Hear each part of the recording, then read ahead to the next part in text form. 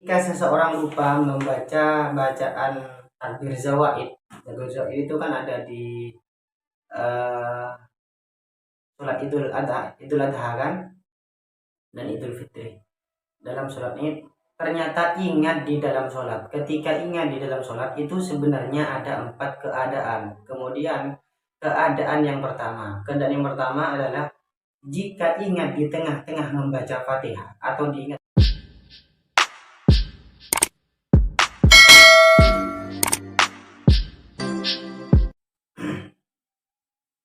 Assalamualaikum warahmatullahi ta'ala wabarakatuh.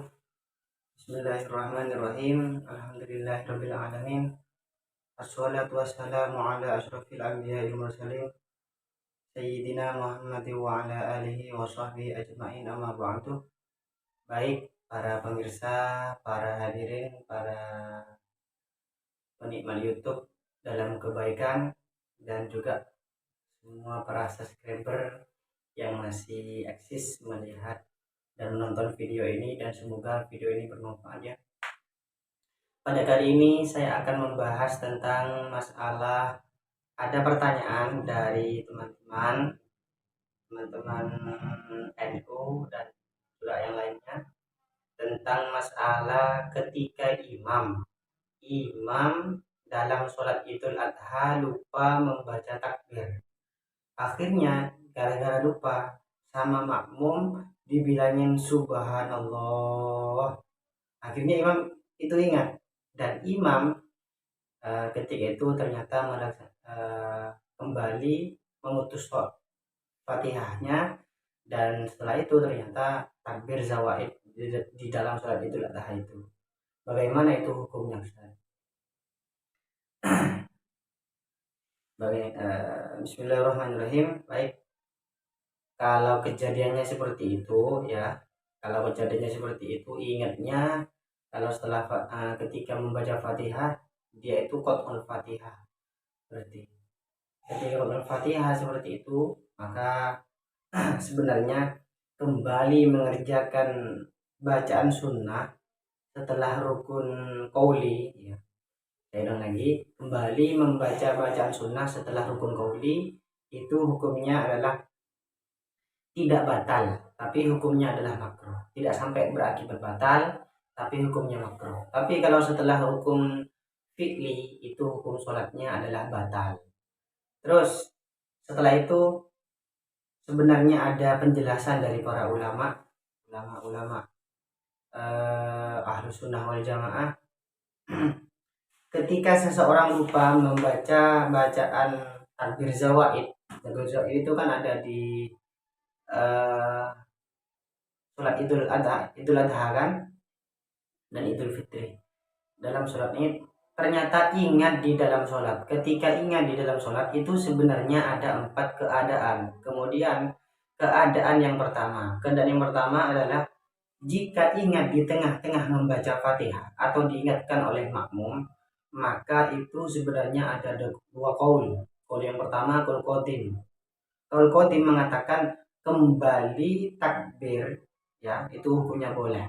Kalau qaul qadim itu mengatakan boleh kembali takbir dan sunnah mengulangi Fatihah. Itu qaul qadimnya Imam Syafi'i.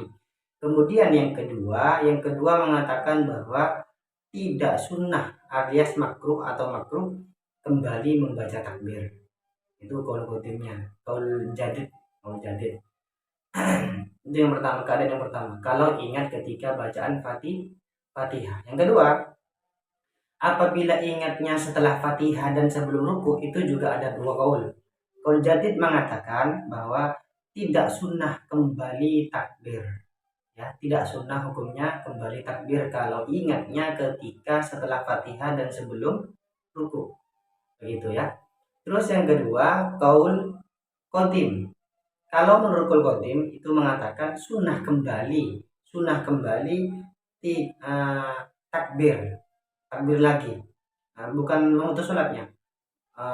Ketika baca surat ternyata ingat, kembali lagi dan baca Fatihah, itu sunnah kembali menurut qaul qadim.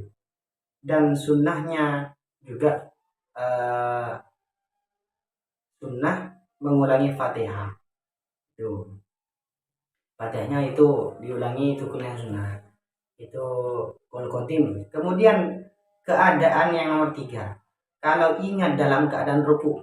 Nah, sekarang dalam keadaan ruku. Ketika ruku ingat bahwa dirinya itu tidak takbir atau meninggalkan takbir.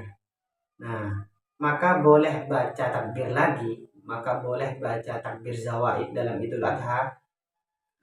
Tapi tempatnya itu bukan kembali ke atas. Ketika ruku dia membaca takbir, nah, hukumnya itu boleh saja, tapi makruh dan tidak batal sholatnya. Itu yang ketiga. Yang nomor 3, kalau ketika ingatnya ketika dalam keadaan ruku, maka boleh baca takbir ketika ruku, tapi makruh. Tapi juga tidak berakibat batal terhadap sholatnya orang yang sholat.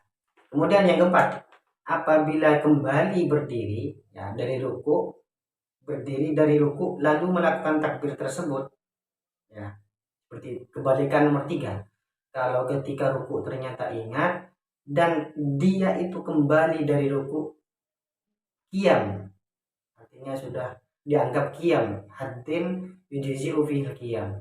Maka kalau seperti itu kejadiannya, maka sholatnya jadi batal. Ketika sudah sholatnya jadi batal, itu kapan jadi batal? Apabila tahu bahwa kembali dalam kondisi seperti itu, kembali terhadap perkara sunnah dan mengutus perkara wajib ketika ruku ini. Ketika ruku ya, maka jadi batal sholatnya kalau tahu keharumannya. Kalau tidak tahu bahwa kembalinya itu terhadap takbir atau sebelum Fatihah itu hukumnya haram, kalau tidak tahu keharumannya, maka sholatnya tidak berakibat fatal alias tidak batal. Seperti itu ya. Kemudian apakah itu ada dasarnya ataupun ada dalilnya? Oke, saya bacakan dulu ya. Lihat di sini, saya akan bacakan dulu satu di kitab sarahnya Safinatul Najah. Sulamul Munajah Pak. Safinatul Najah. Ya, itu ada di situ. Bismillahirrahmanirrahim. Al-hadi asyarah qat'u ruknin min arkaniha al-fi'liyati li ajli sunnatin. Kaman qoma min as-sujudi asani nasiyan li tasyahhudil awal. Tsumma adalahu ba'da wusulihi li haddin yajru fil qiyam. Aliman tahrima dzalikal awta. Amidan fatabtulu as-salatu bidzalika li ziyadatihi qu'udan bila udhrin wa huwa mughayyirun li hayatis sholat. Alasannya membatalkan terhadap sholat itu karena memang merubah terhadap hay'ah ataupun tata caranya sholat. Bi khilafi qat'il qawli, beda halnya kalau memutus rukun qauli li sunnatin gara-gara perkara sunnah. Seperti Fatihah, memutus Fatihah li ta'awudi untuk baca ta'awud, kembali baca ta'awud bagaimana? Ataupun awil iftitahi, atau gara-gara mau membaca bacaan iftitah. Fa innahu ghairu muharramin, itu hukumnya tidak dihukumi haram, bal huwa makruhun, akan tetapi itu hukumnya adalah jelas ya. Kemudian itu yang pertama. Yang kedua, Ibrahim di kitab Al-Majmu' Syarah Muhadzab. Wa amma idza nasiya at-takbirati az-zawaidi fi sholatil 'idi fayunzaru in tadakkara fi ruku'i aw ba'dahu lam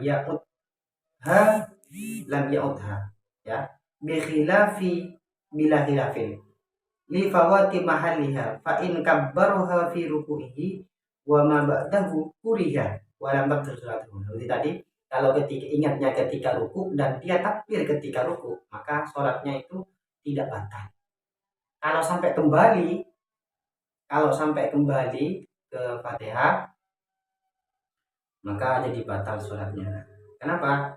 Li'annal adzkara la tubtilu sholata wa in kana fi ghairi mawdi'iha, karena memang zikir di selain tempatnya itu tidak dapat atau tidak menjadi penyebab terhadap batalnya sholat.